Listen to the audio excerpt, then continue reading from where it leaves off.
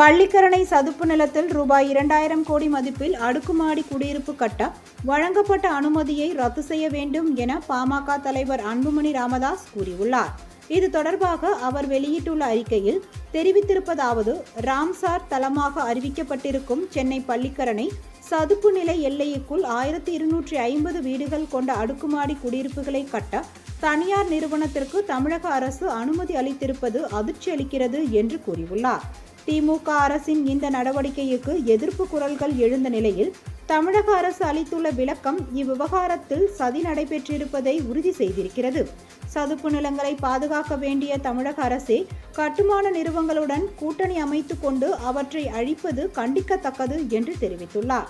எனவே பள்ளிக்கரணை சதுப்பு நிலங்களை பாதுகாக்கும் வகையில் ரூபாய் 2000 கோடி மதிப்பில் அடுக்குமாடி குடியிருப்பு கட்ட வழங்கப்பட்ட அனுமதியை ரத்து செய்ய வேண்டும். இது தொடர்பாக சென்னை ஐகோர்ட் கண்காணிப்பில் விசாரணை நடத்தவும் ஆணையிட வேண்டும் என்று அந்த அறிக்கையில் தெரிவித்துள்ளார்.